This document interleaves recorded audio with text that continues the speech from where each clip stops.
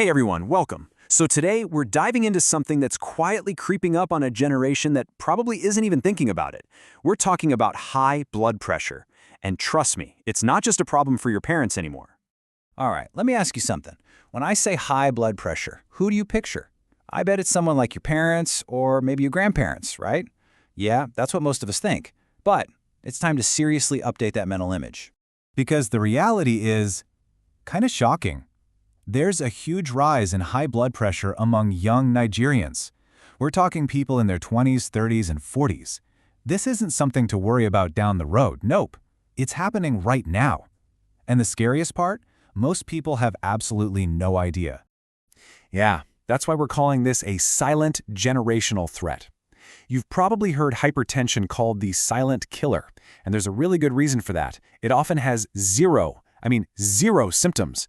You can feel totally fine while your blood pressure is soaring to dangerous levels. Okay, so what exactly is high blood pressure? Let's break it down. It's pretty simple, really. It just means the force of your blood pushing against your artery walls is way too high all the time.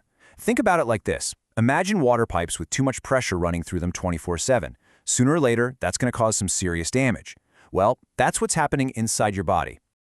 All right, let's get into the numbers, because they're super important.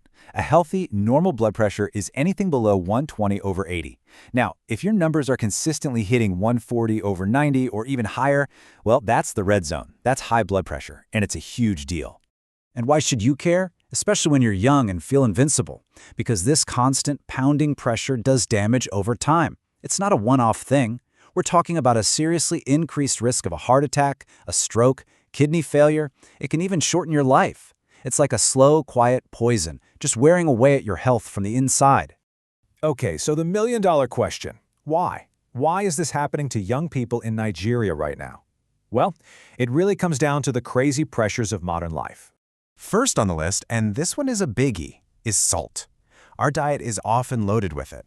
See, when you eat too much salt, your body holds on to extra water to, dilute it. That extra water increases the amount of blood you have, which then cranks up the pressure in your arteries. It's a direct cause and effect.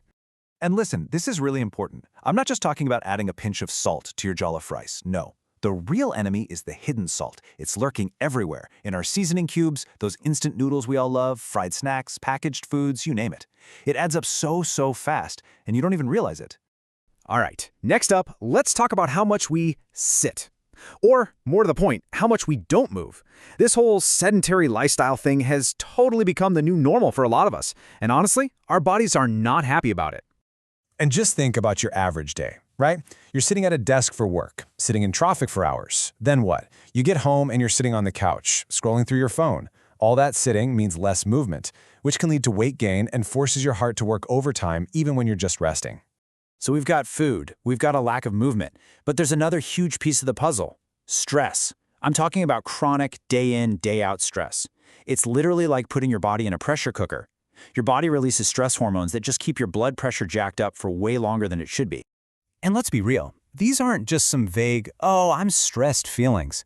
We're talking about the heavy stuff: worrying about money, the intense pressure to succeed at work or in school, taking care of family.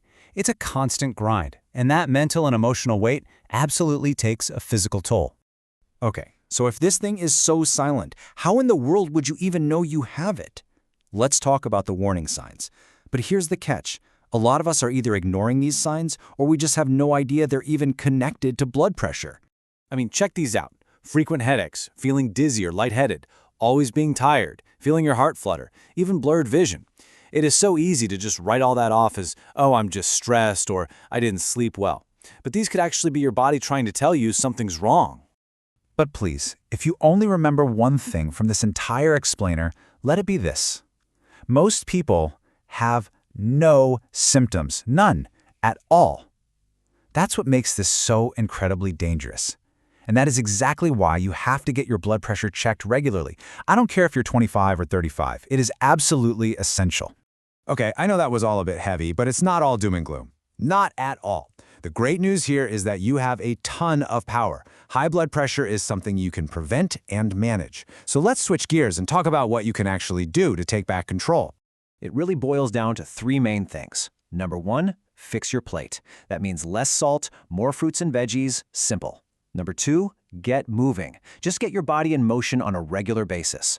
And number 3, manage your mind. You got to prioritize sleep and find ways to chill out. It's about taking care of your whole self. So when I say get moving, what does that even look like? Well, the magic number is 150 minutes a week of moderate activity. That sounds like a lot, but break it down. It's just a little over 20 minutes a day.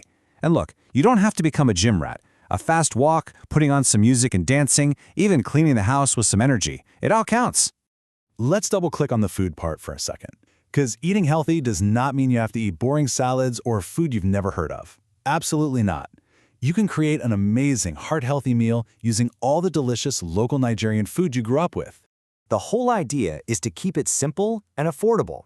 Just focus on local foods that are low in salt and packed with fiber and good nutrients. This isn't about some trendy, expensive diet. It's really just about getting back to basics, eating the kind of balanced, amazing food that's always been part of our culture. So, what could a healthy day look like? Super simple. Maybe you start with some oats and a banana. For lunch, how about some classic rice and beans with a rich vegetable stew? And for dinner, maybe some grilled fish with a side of greens. See, it's familiar, it's delicious, and it's doing your body a world of good. So I want to leave you with this question. After hearing all this, what's one small thing, just one, that you're going to do for your health today? Maybe it's just taking the stairs instead of the elevator. Maybe you use one less seasoning cube in your stew. Or maybe you just turn off your phone and go to bed a little earlier. It's those small, tiny choices that add up to a long, healthy life. So, what's it going to be? Start now.